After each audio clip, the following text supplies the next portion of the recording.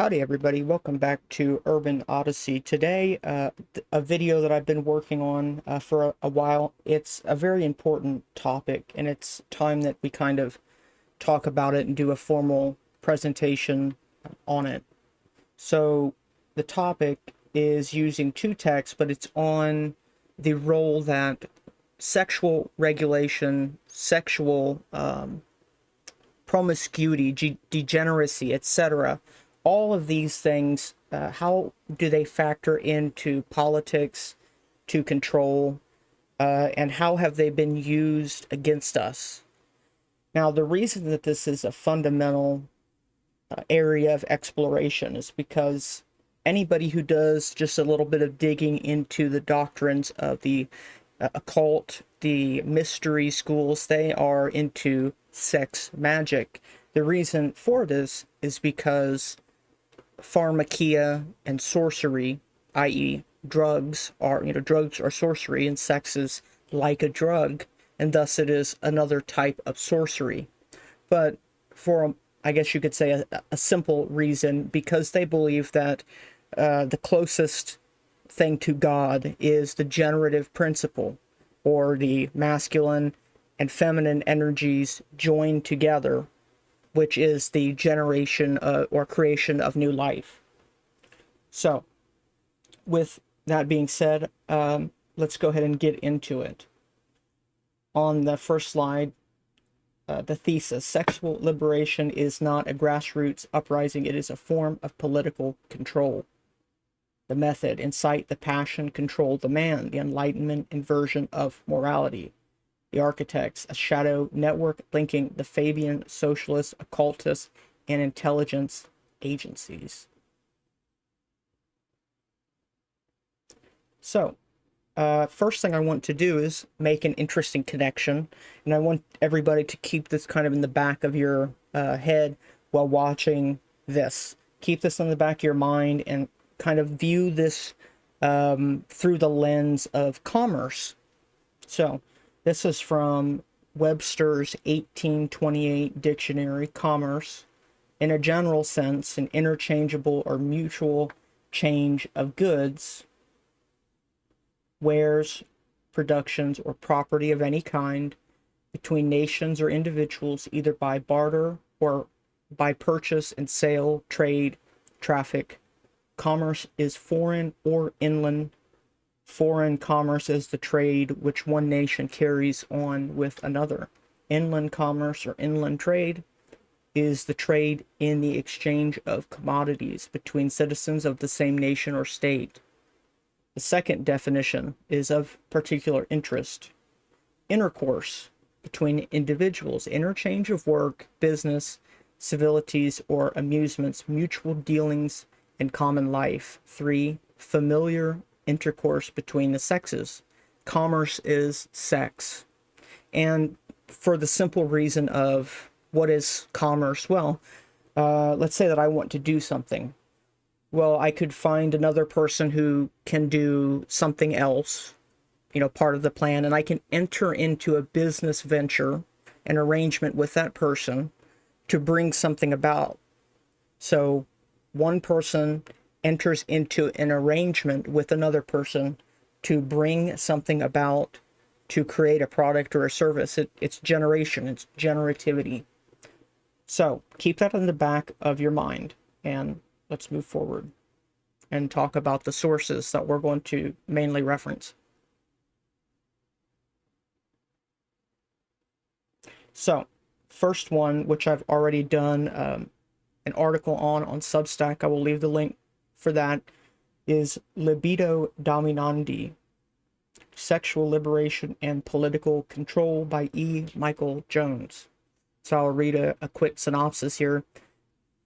Libido, Dominandi, the text explores the provocative thesis that sexual liberation is not an expansion of human freedom, but rather a sophisticated mechanism of political control used by the state and cultural elites to manage the masses.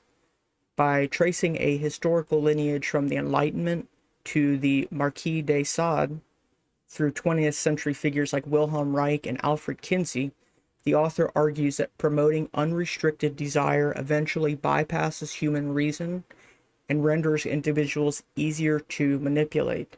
This system operates by first encouraging addiction and moral breakdown, then exploiting the resulting isolation and loss of self-control to ensure social compliance. Central to the narrative is the subversion of traditional institutions, specifically the Catholic Church and the nuclear family, which the author views as the primary obstacles to this form of psychological and political hegemony.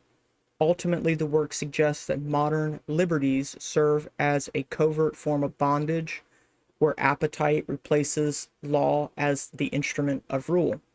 So that's the first one. The second one, I haven't done any articles on. I decided to kind of put it all together and make this video. So the second one is titled The Vice of Kings: How Socialism, Occultism, and the Sexual Revolution Engineered a Culture of Abuse, by Jason Horsley.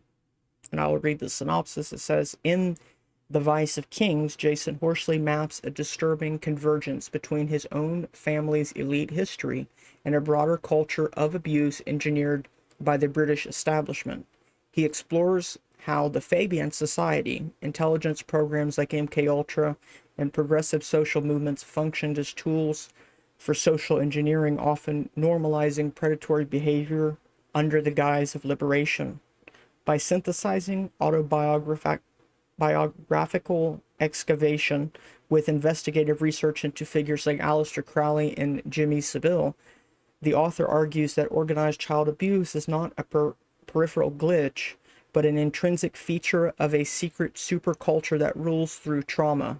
Ultimately, the text serves as a testimony of defiance against institutional silence, aiming to expose the intra-generational mechanisms of power and the mind-forged manacles that maintain the status quo.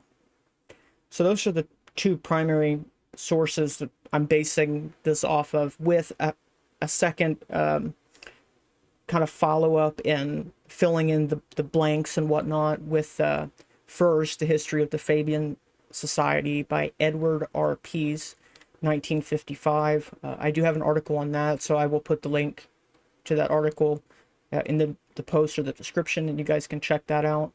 And the works of Joseph D. Unwin, who did work back in the early 1940s, late 1930s, on sexual regulations and cultural behavior.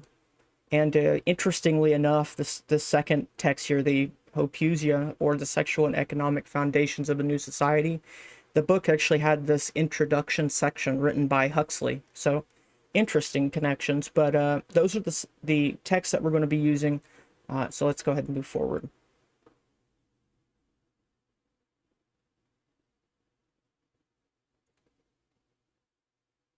The Freedom Trap. Paradox. A man has as many masters as he has vices. Addiction is the ultimate tyrant. The goal: make the populace love their servitude by gratifying their lowest appetites. The exchange: citizens trade political liberty for sexual license, becoming sexual and financial helots. As political and economic freedom diminishes, sexual freedom trends compensatingly to increase. That was Huxley's little introduction.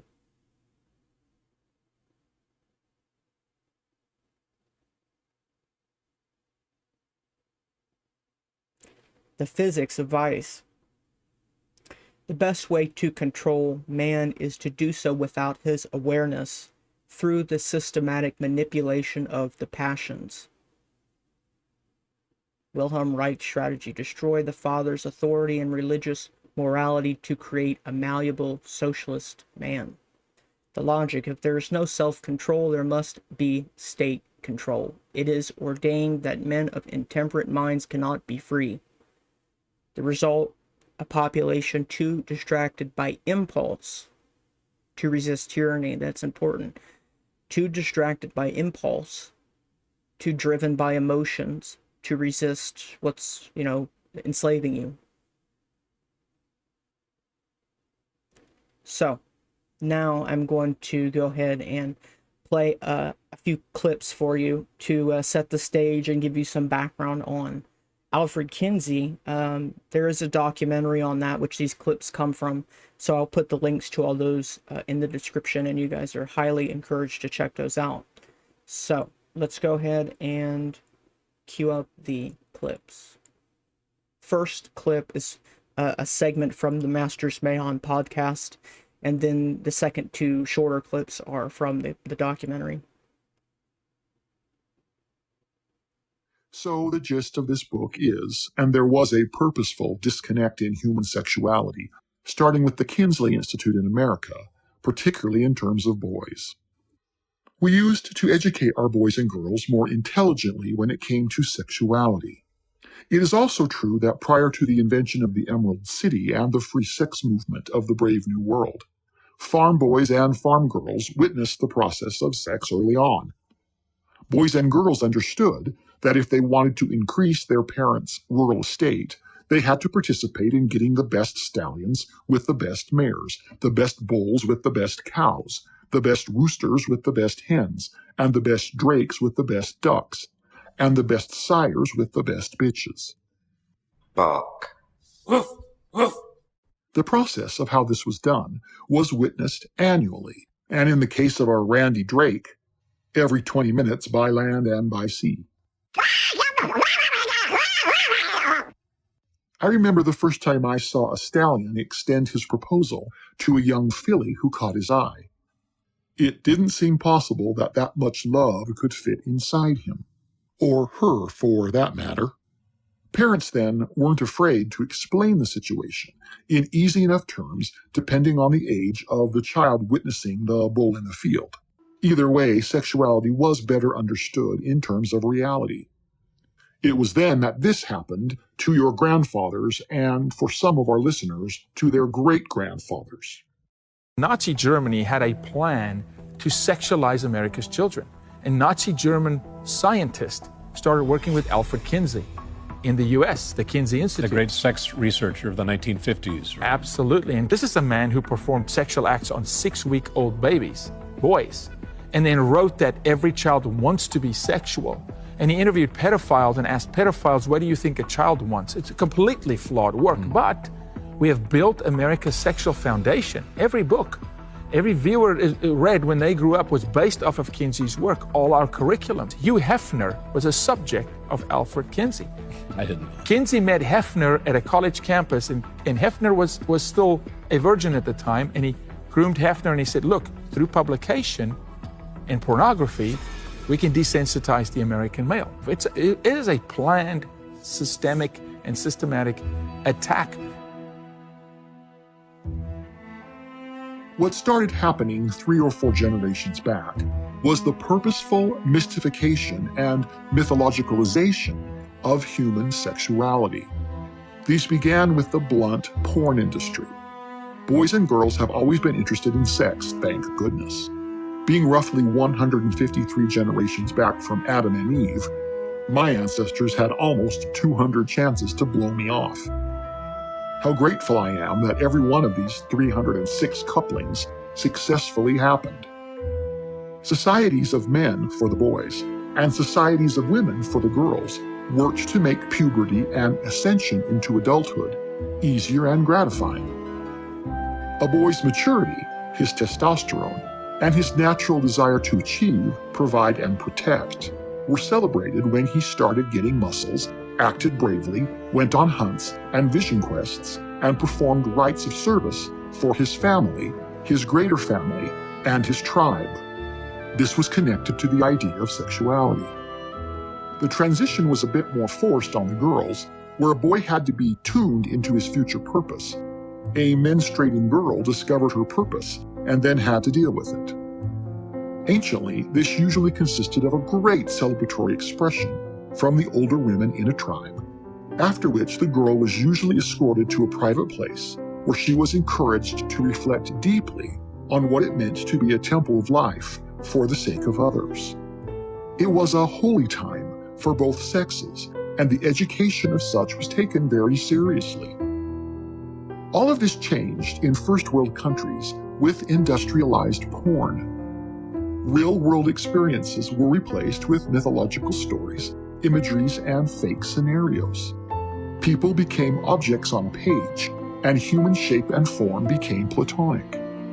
Just as the ancient Greek statues were able to create an impossible ideal for most men and women, photographic manipulation in America in the modern world did the same.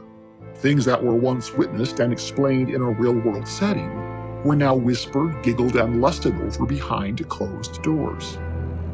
Some sexual acts that were never considered by the young and curious became easily illustratable on paper in their bare hands. Because all of this was connected to secrecy and embarrassment, particularly among the young men of the 50s, when it came time to teach the age-old truths of sexuality to the next generation in the Emerald City, our grandfathers let us down. Their education into sex had been lustful and dirty, and as such, these same feelings attached themselves in the mind, and they found themselves unable or too embarrassed by themselves to teach their own sons. This embarrassment and inadequacy was cemented in cartoons, movies, and humor, where it was echoed with bubbling, stumbling fathers trying to find a way out of talking to their sons about the birds and the bees. Ask any man over 30 if he was ever given a sex talk with his father, and 9 times out of 10 he will say no. What they learned from an adolescent friend, pornography, the media, elementary school, or the internet. It is a shocker that brave men, willing to go to war to defend our nation and families, have been reduced to bubbling morons when it comes to their own penises. Women too have suffered as pornography, promiscuity, and abortion have become easier and easier options. The vast numbers of single mothers in our world today prove that all of this is true. What all of this means is that for 70 years now, what used to be mature sexuality, necessary for the continuation of our species, and a 100% fact of nature in all her forms, has been demoted into immature jokes, innuendos, and silliness even by adults. The entire natural truth is now about naughty whispers and attempts to say, nothing is more childish today than adults and sexuality. Thank you, Hugh Hefner and his stupid bunnies. Okay, so that was from the Masters Mahan podcast, episode 21. And so now I'm going to play 2 shorter clips from the Kinsey Syndrome documentary.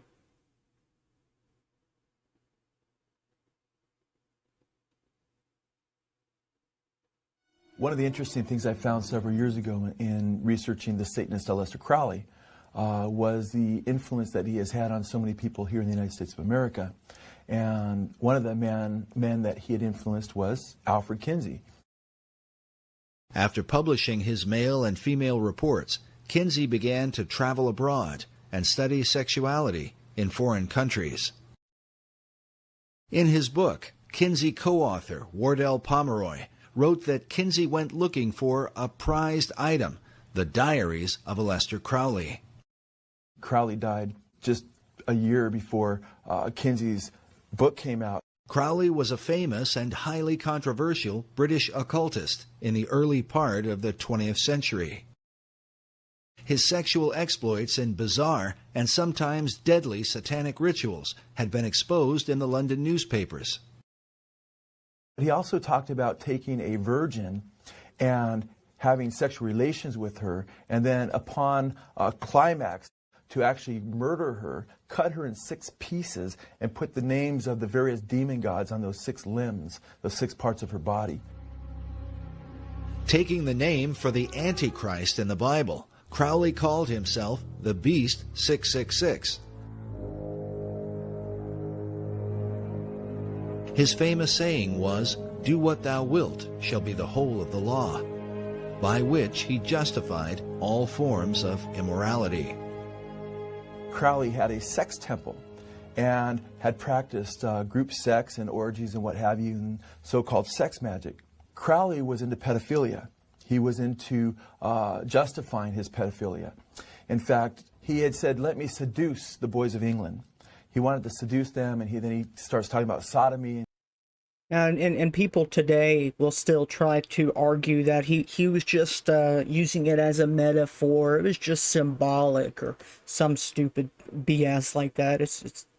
I laugh because people are justifying it just like he taught them to. That was exactly what he taught people to do, was to rationalize it to themselves and to basically use this plausible deniability to get away with it. So let's go to the second clip, and then we'll get back to the presentation. In her Department of Justice study, Dr. Reisman revealed that from 1953 to 1982, Playboy and eventually Penthouse and Hustler magazines had published approximately 9,000 images of children involved in sexual scenarios, an average of about 8 to 9 images per issue. And I showed the development of the child in those images, in cartoons, in photographs, and the use of the child as a sexual object by the observer, by the viewer. And I said, you know, your average guy thinks he's buying a girly magazine, you know, a magazine that's just pictures of pretty girls. And he has no idea that the messages that are being pumped into him neurophysiologically, if you will, all the way down and through his system, include images of sexual assault of children. And he, as the viewer, becomes the predator. That's just the way the human brain works. The following are images from Dr. Reisman's presentation at the FBI Training Center in Quantico. Please understand, the most severe images we are unable to show you. Dr. Reisman demonstrates how the cartoon imagery of children progressed into real-life images, either of children or of legal-aged women who were made to look like obviously underage girls. Over time, the scenarios suggested greater degrees of sexual aggression and violence, including murder.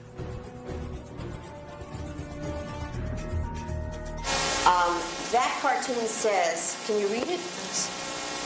Well, anyway, it says, thank you, good night, Betty Lou. Thanks for a really swell evening. Now here, we do see the penis. One of the few cartoons that we have a male penis. Of course, it appears that the gentleman has murdered Betty Lou. She's tied up in one of these leaf bags.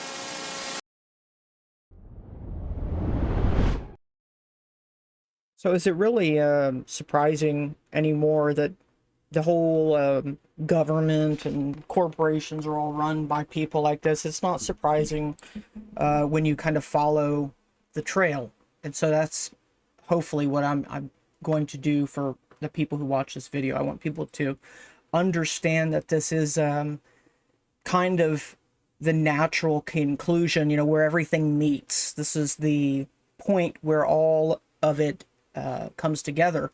And I was reading an article last night. I'll put it in the Substack post.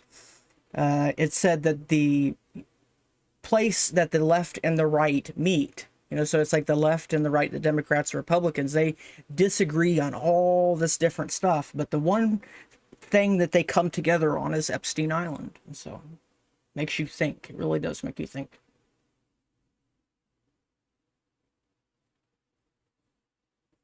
Okay, so this is an interesting side note, but it's going to factor into the work of Joseph Unwin. So this little meme I like here, 2012, you know, everybody was pissed off at Occupy Wall Street and basically, you know, rightfully upset. And then 2022, everybody's become a robot. And so from the Parasite Pill ebook, which is worth reading, it's totally free. I'll put the link to that as well. That is a very interesting read. But it, you know, talks about how if we have things called zombie deer, which is, you know, an infection of a deer, zombie deer disease could spread to humans. Why not? And so you wonder, why are people acting like zombies now? Why is it that you could literally admit the government is protecting, you know, child trafficking, and people just act like it's, I'll just go about my day and watch the football game. So people act like zombies. Well, the whole aspect of this text is not going to factor in here all the way. I wanted to bring it up because it helped me find this work of Joseph Unwin. So, Joseph Unwin.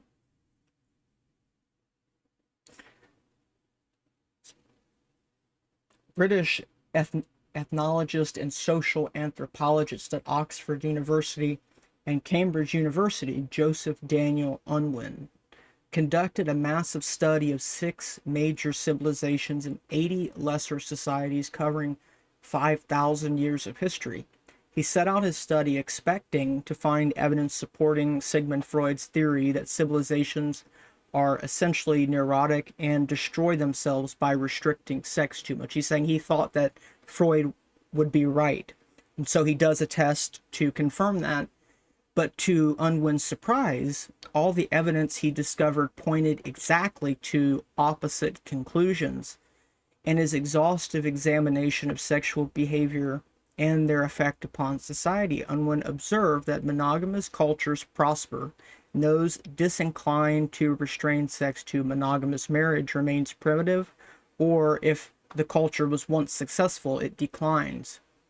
And so these are the texts right here that I am using to present to you.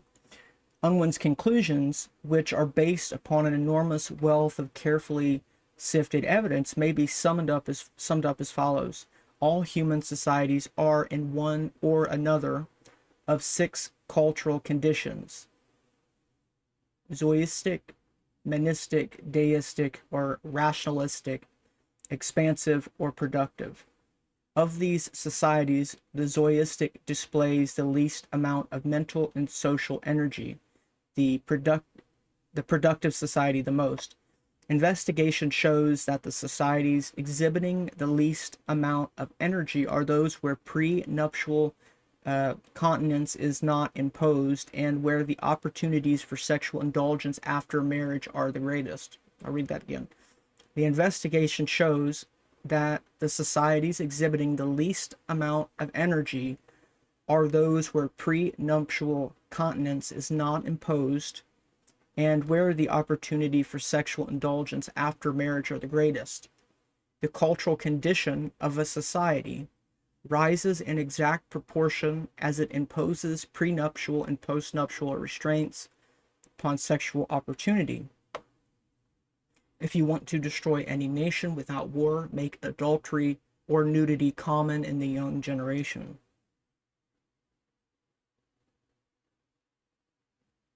In Sex and Culture in Hopusia, Joseph Unwin conducted a vast historical and anthropological study of 80 uncivilized societies and several civilized ones, such as the Romans, Greeks, Sumerians, and English, to test the psychological hypothesis that civilization is built upon sexual repression.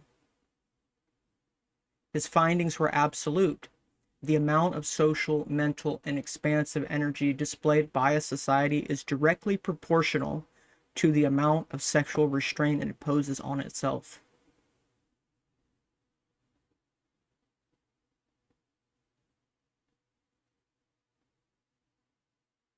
Continued, Unwin found that societies reach their highest cultural state, which he termed rationalistic and productive, only when they practice absolute monogamy, requiring prenuptial chastity and strict postnuptial fidelity. He noted that repressed sexual desires create emotional tension, which is then diverted or sublimated into great accomplishments in human endeavor, art, science, and empire building. Conversely, Unwin found that whenever a society extends sexual opportunity and abandons these restraints, its social energy decreases within 3 generations, inevitably leading to cultural decline and subjugation by more energetic societies. essentially what's going on here, to simplify, is that the accomplishments in human endeavor, art, science, and empire building, those are being fueled. You have to basically harness the population's sexual, it's life force energy. The life force energy is what they see as sexual energy. So that is harnessed to do these things. For those accomplishments, you have to shovel the coal or wood into the fire, and it is sexual libido. So in the text Libido Dominandi, E. Michael Jones, writing Libido Dominandi, aligns perfectly with Unwin's mechanics of sublimation, but frames this loss of social energy as a deliberate political strategy, which I would agree with. Jones argues that since the Enlightenment, revolutionaries and elites have understood that, quote, a man has as many masters as he has vices, unquote, and that promoting sexual liberation is a highly effective form of political control. The results Unwin observed, where sexual freedom strips a society of its productive energy and leads to collapse, are exactly what Jones claims social engineers want to achieve. The destruction of moral authority. Unwin observed that the sublimation means an easy, I guess I'm thinking of an easy way to explain it, to take these kind of subconscious desires, like, let's just say for my case right now, it could be a good one or a bad one. To sublimate it means to turn it into something else. So like, I don't know, if somebody is, let's say somebody is a former like drug addict, and so they recover from it and they replace that with helping to educate people about the dangers of it, or helping people get off of drugs. That might be a bad example, but it's kind of transforming something into usually something that can be deemed good. The sublimation of sexual energy naturally produces a traditional or religious deistic moral order. Jones notes that modern psychological warriors such as Wilhelm Reich understood this perfectly and explicitly promoted sexual license, like childhood masturbation, to destroy religious faith, patriarchal authority, and traditional family. Chaos requiring totalitarian control. Unwin noted that no society can maintain its high culture while enjoying sexual freedom. Jones expands on this by arguing that the liberation of the passions inevitably leads to social chaos, which then provides the ruling class with the excuse to impose draconian totalitarian state control to manage the resulting disorder. Absolutely, that is what we're seeing now. It's exactly what we're seeing now. And there's a reason that if you go back and read history, you will discover that the Romans, the Greeks, the Babylonians, the Assyrians, the Persians, every great society fell into decadence where this was rampant and then collapsed. Every one of them. The Vice of Kings.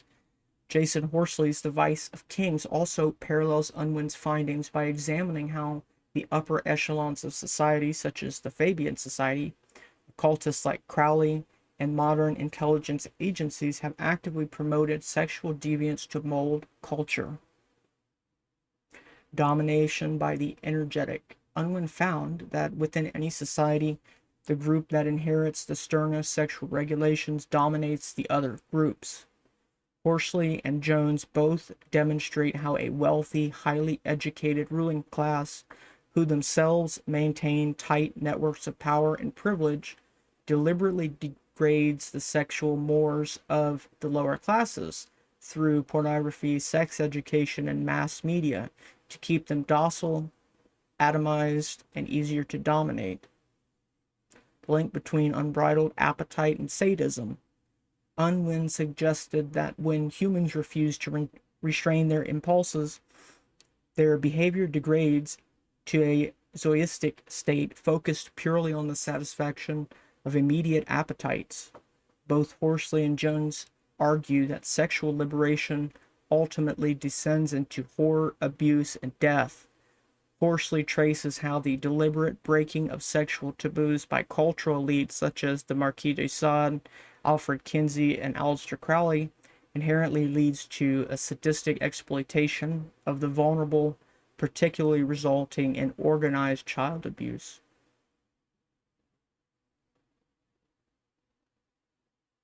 Conclusion. Unwin's findings are wholly conclusive, absolutely supports the claims of the two newer authors.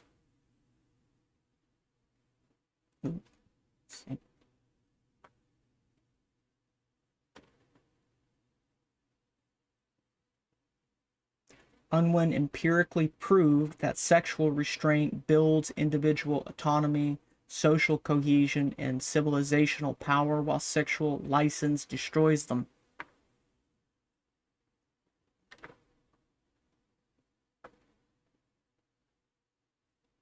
Oh, 1 second.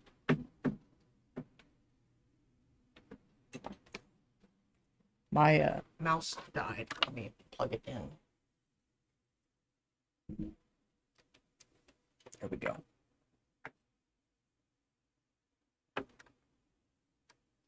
Jones and Horsley simply take Unwin's empirical laws of human behavior and map them onto the political realities of the 20th and 21st centuries. They argue that the modern ruling class uses the exact mechanisms Unwin identifies to strip the masses of their social energy, replacing individual self-control with state control, and substituting the moral order with a system of financial and political enslavement driven by appetite.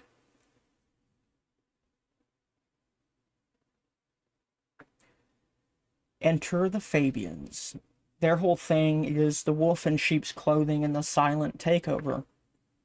The origins in 1884, founded to reconstruct society via the permeation of existing institutions rather than violent revolution.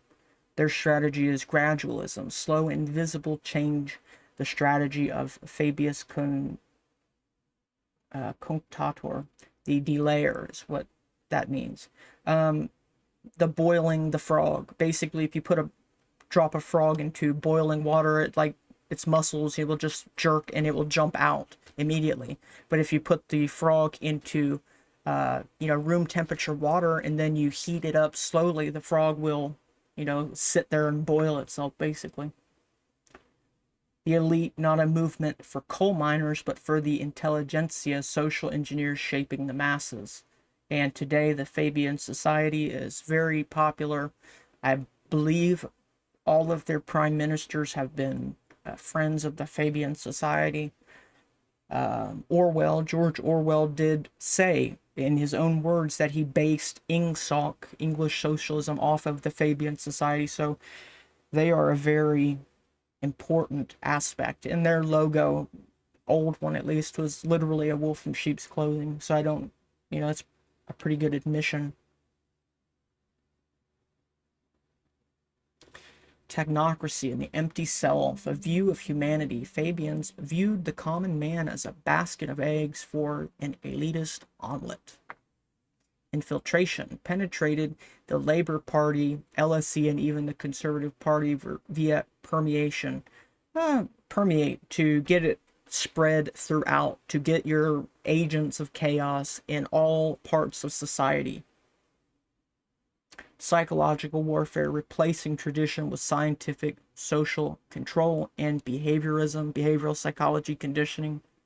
Modern echoes. We've all been exposed to the Fabian program without realizing it.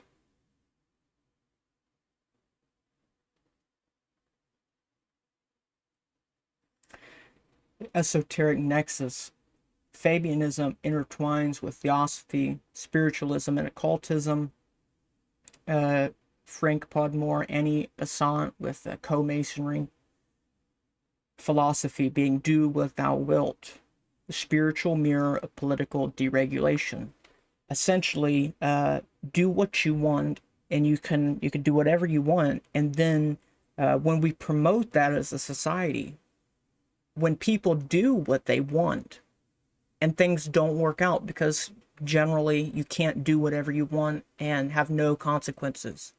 So when people have been raised, unfortunately, by education system, media, Hollywood, they've been given, kind of sold this false understanding that, hey, the world we live in, the way that you can tolerate other people and show people compassion is by allowing them to do anything they would like.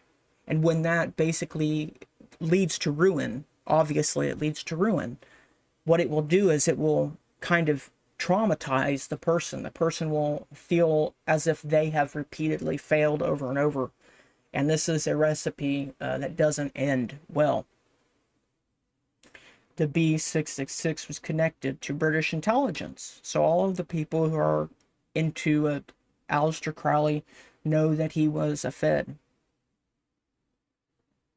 From the Beatles to the Fabians, the breaking of taboos became a calculated tool for social engineering.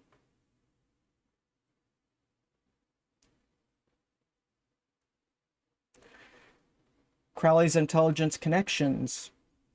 Crowley likely worked, he did work for British intelligence. Occult rights provided excellent opportunities for blackmail. Crowley would have been the first Epstein. I don't know if it would have been the first, but he was pretty much doing the same thing that Epstein was doing. Compassion is the vice of kings. Stamp down the wretched and the weak. That is attributed to Aleister Crowley. Compassion is the vice of kings. Breaking taboos. Advocated sexual liberation and drugs to explode the boundaries of Western society. And all these years later, with hindsight, that's 2020. What do you guys think? Do you think that Crowley was right? Do you think that sexual liberation and drugs have made Western society better? 1960s counterculture was a Reichian revolution and realization of Crowley's do what thou wilt, and it's only gotten worse, and it's only spiraled out of control more.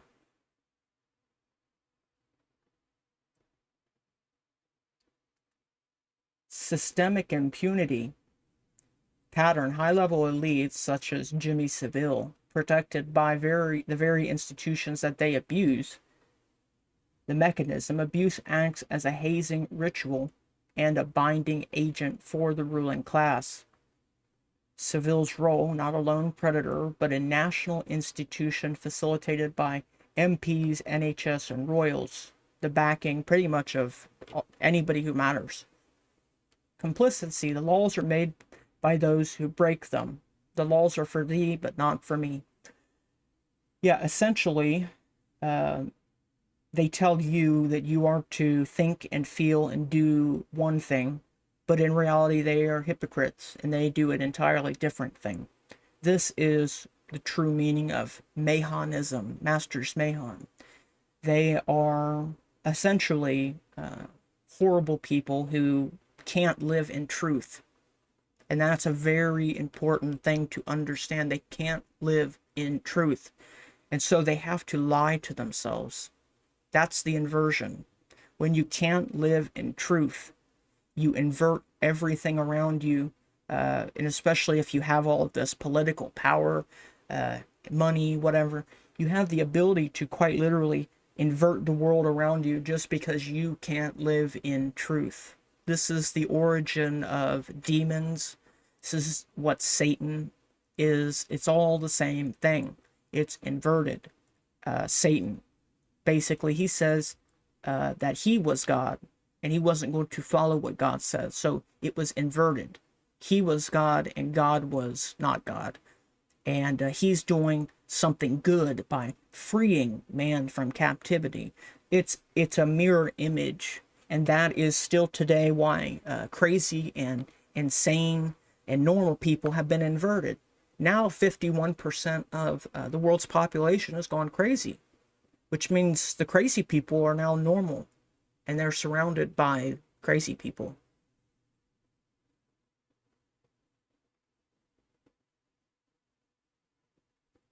Trauma-based society. Engineering, breaking taboos to liberate, there's that word again, liberation, liberty. the torch bearer.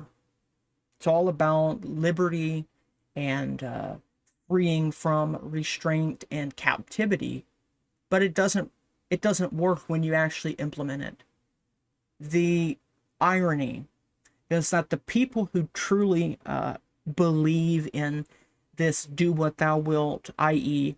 Satanism, the willpower of the individual, are basically saying that communism will work. It's the same thing, and this is why communism always fails, and this is why there's a fundamental connection between communist and do what thou wilt and Satanism. It's all the same thing. Just depends kind of how people phrase it and the way they write the textbooks and who wrote the book, whatever. It's the same idea. The double bind, creating a schizophrenic society where everybody's gone crazy. So schizophrenic society is so crazy that crazy has been normalized. A society that demands virtue but rewards vice. Dissociation of population traumatized into dissociation is easier to program and control. The key quote, the vice of kings is the moral relativity of the intelligentsia. The vice of kings is the moral relativity of the intelligentsia.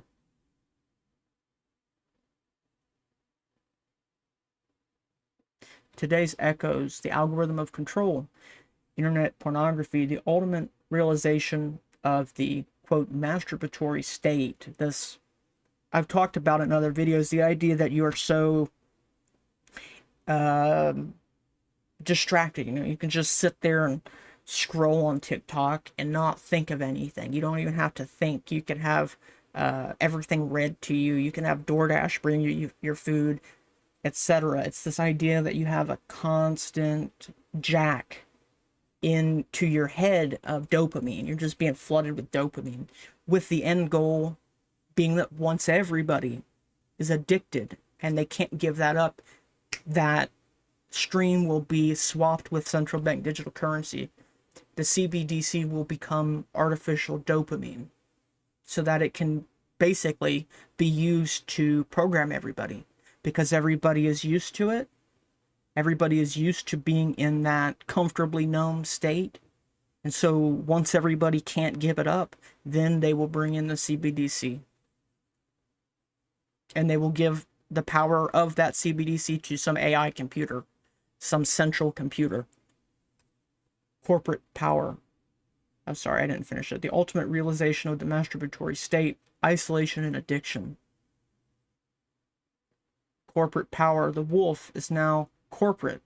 Northern Foods links to intelligence, politics. You can go through 100 million other ones. Normalization. What is broken symbolically in art will soon be broken in reality. It's a good one. What is broken symbolically in art will soon be broken in reality. The warning is political freedom vanishes. Sexual license is increased as compensation.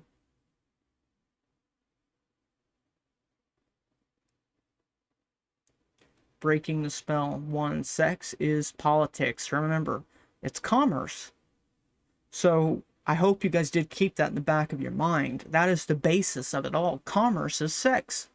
And so sex is politics. Deregulation of morality leads to totalitarian regulation of society.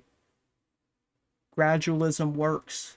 The Fabian strategy has successfully captured modern institutions. And 3. The elite are exempt. The rules of progressive morality are tools for the masses, not the masters.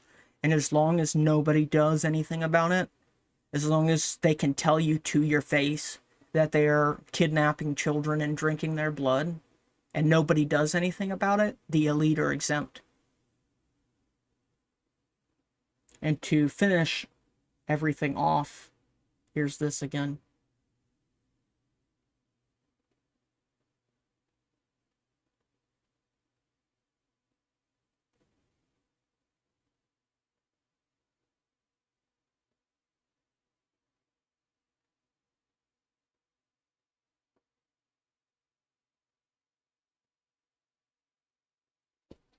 So to end, let's look at quote by Manly P. Hall says, when the mob governs, man is ruled by ignorance. When the church governs, he is ruled by superstition. And when the state governs, he is ruled by fear. Before men can live together in harmony and understanding, ignorance must be transmuted into wisdom, superstition into an illumined faith, and fear into love. And so the nuclear society, this is fundamental. If you haven't seen my video on the absolute key to occult science, the tetragrammaton, it's the idea of generativity. You know, just as you have in creating a child, you need a father, a mother, they come together, they have a child. And then once you have the three, that's a family. The family being the four.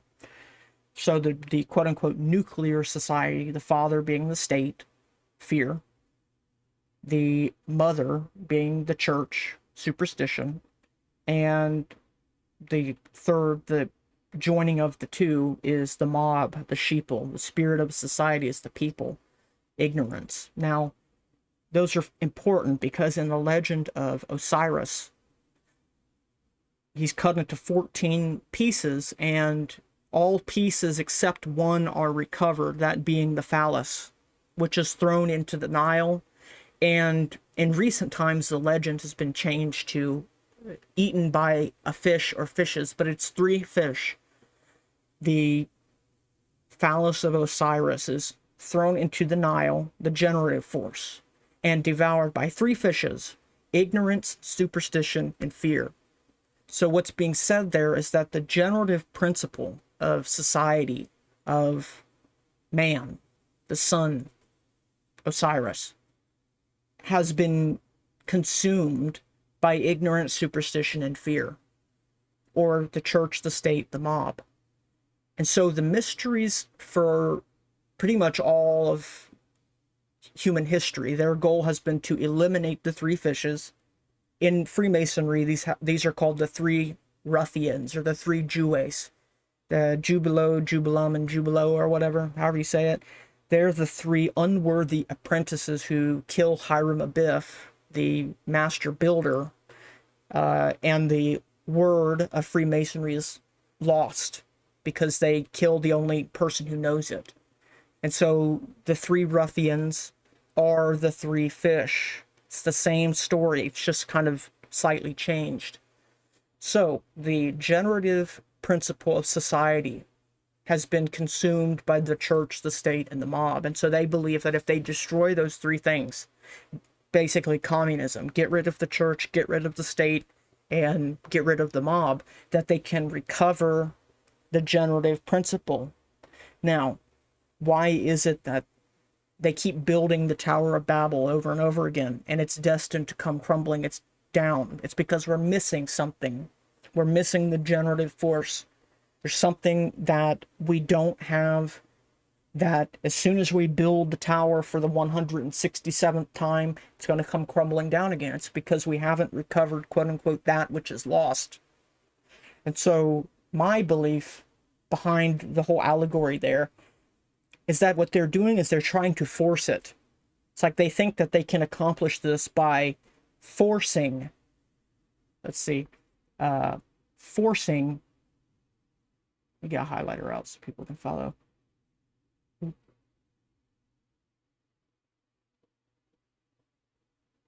Yeah, ignorance must be transmuted. It's the transmuting. What happens is that they think that they're going to force it, but people have to choose it. People have to do this from free will. People have to choose this without having elites who are going to kill everybody to make it happen. Essentially, people have to do this together. That is the true idea of quote unquote Zion.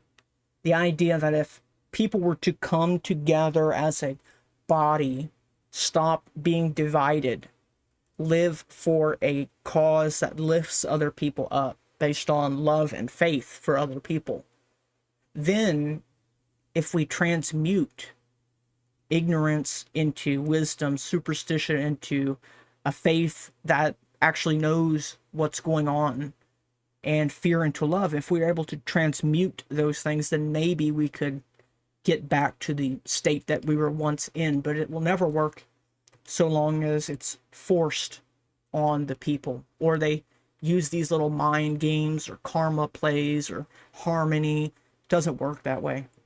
But all right, guys, I think that wraps the whole thing up. Please let me know your thoughts on this in the comments. Always happy to hear people's feedback. If you enjoyed this presentation, please like, subscribe, share it with your friends. It'll be on all the different platforms. I'll put some links down in the description. And I'll see you guys on the next one, guys. Thanks. Take care.